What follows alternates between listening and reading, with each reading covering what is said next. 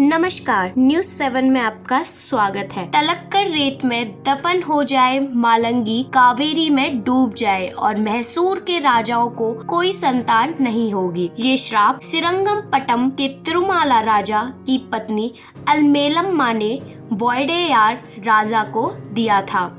कहते हैं कि इसी की वजह से पिछले 400 साल में 19 पीढ़ियों में एक भी राजा को संतान नहीं हो रही है। दक्षिण भारत के राज्य कर्नाटक में कावेरी नदी के तीव्र मोड़ पर बसा है तलाकाडू, जिसे तलक्कड़ के नाम से भी जानते हैं। मैसूर में 45 किलोमीटर और बेंगलुरु से 185 किलोमीटर दूर इस जगह का ऐतिहासिक और पुरातत्व महत्व है। यहाँ आने पर आपको रेत के विशाल फैलाव के साथ एक सुंदर नज़ारा देखने को भी मिलेगा, मगर साथ ही आश्चर्य भी होगा कि समुद्र से काफ़ी दूर होने के बावजूद भी यहाँ इतनी रेत कहाँ से आई, क्यों आई। फिर जब यहीं आप थोड़ा सा आगे चलेंगे तो पता लगेगा कि मालंगी गांव धीरे धीरे कावेरी नदी में समाता चला जा रहा है। उससे भी ज्यादा हैरत यह जानकर होगी, पिछले 400 साल में मैसूर के राजा की कोई संतान नहीं होती है। आखिर यहाँ ऐसा क्या हुआ था, कब हुआ था, क्यों हुआ और किसने किया? अगर आप भी इन सवालों का जवाब जानना चाहते हैं तो हमारे साथ कहानी की इसी धार में बह चलिए, जिसमें आपको एक राजा के षड्यंत्र, एक रानी के श्राप की रोंगटे खड़ी कर देने वाली कहानी पता चलेगी। कर्नाटक सरकार की वेबसाइट mysore.nic.in में दी गई जानकारी के अनुसार शक्तिशाली पश्चिमी गंगों ने 350 से 1050 ईस्वी तक यहाँ शासन किया। इसके बाद 11वीं शताब्दी में चोल शासकों ने उन्हें उखाड़ फेंका। फिर 12वीं शताब्दी में तलक्कड़ होयसल साम्राज्य के अधीन आ गया। होयसल शासकों ने बेलूर में प्रभावशाली विजय नारायण चेन्नकेशव मंदिर का निर्माण कराया। इसके बाद शक्तिशाली विजयनगर साम्राज्य के शासकों और मैसूर के महाराजाओं ने इस स्थान पर शासन किया। मगर तलक्कड़ का इतिहास इससे भी पुराना है। कहा जाता है कि लंका में रावण के विरुद्ध युद्ध करने जाने के दौरान भगवान राम कुछ समय के लिए यहाँ रुके थे। वहीं एक कहानी के अनुसार इस जगह का नाम दो भाइयों ताला और काडू के नाम पर तलाकाडू पड़ा, जो बाद में तलक्कड़ कहा जाने लगा। दोनों भाई जंगल में एक पेड़ काट रहे थे। उन्होंने देखा कि कुछ जंगली हाथी उसी पेड़ की पूजा कर रहे हैं। दोनों भाइयों ने देखा कि पेड़ में शिवलिंग की आकृति बनी हुई है। उन्होंने अपनी कुल्हाड़ी छोड़ दी और पेड़ की पूजा करने लगे। तभी उन्होंने देखा कि वो हाथी ऋषि में बदल गए और पेड़ फिर से अपनी पुरानी स्थिति में आ गया। उस चमत्कारी जगह पर मौजूद हर व्यक्ति को मोक्ष प्राप्त हो गया।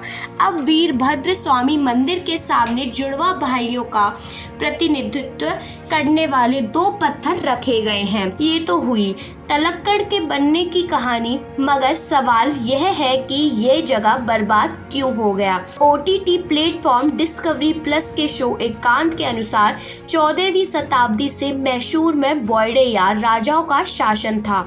उस समय मैसूर छोटा राज्य था और विजयनगर साम्राज्य का हिस्सा था।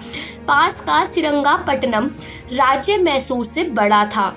1565 में विजयनगर साम्राज्य के टूटने से बड़ी राजनीतिक हलचल हुई। तक मैसूर के राजा वोडेयार और श्रीरंगपट्टनम के राजा तिरुमल राय थे। तिरुमल राय को डर था कि आसपास के राजा उन पर हमला करेंगे, इसलिए उन्होंने नवरात्र पूजा के बहाने श्रीरंगपट्टनम बुलाकर उनकी हत्या की साजिश रची। राजा वोडेयार को इसका पता चला और बच निकले। इसके बाद उन्होंने श्रीरंगपट्टनम पर हमला कर इसे जीत लिया, जबकि युद्ध में राजा तिरुमल की मृत्यु हो गई। इस घटना के बाद उनकी पत्नी अलम्बेबा पास के मालंगी में जाकर रहने लगी। वह भगवान रंगनाथ की पत्नी श्री रंगनायकी की बड़ी भक्त थी। इनका आदि रंग मंदिर श्री रंगापट्टनम का प्रमुख तीर्थ स्थल है। हर मंगलवार और शुक्रवार को बड़ी आरती होती थी। श्री रंगनायकी की मूर्ति को गहनों में सजाया जाता था। आरती के बाद ये गहने अलमेलम्मा के पास रख दिए जाते थे। जहां अलमेलम्बा मालंगी चली गईं, तो वे गहने भी अपने साथ ले गईं। युद्ध के कुछ समय बाद पुजारी राजा बॉयडेयार के पास गए और गहनों को वापस लाने की विनती की। राजा बॉयडेयार ने अपने सैनिकों को गहने जब्त करने के लिए भेजा। तब उन्होंने सिर्फ एक नथनी देकर सैनिकों को वापस भेज दिया। अपने आदेश की अवहेलना होते देख राजा बॉयडेयार ने सैनिकों को अलमेलम्मा के पास से पूरे गहने लाने के लिए दोबारा भेजा। जब सैनिक दोबारा अलमेलम्मा के पास पहुंचे तो उस वक्त वह तलक्कड़ में थी। वह बॉयडेयार राजा को गहने नहीं देना चाहती थी, लिहाजा उन्होंने सारे गहने कावेरी नदी में फेंक दिए और खुद भी नदी में छलांग लगाकर अपनी जान दे दी। हालांकि रानी अलम्बेबा ने अपनी जान देने से पहले 3 शाप दिए थे। उन्होंने कहा था कि तलक्कड़ रेत में दफन हो जाएगा।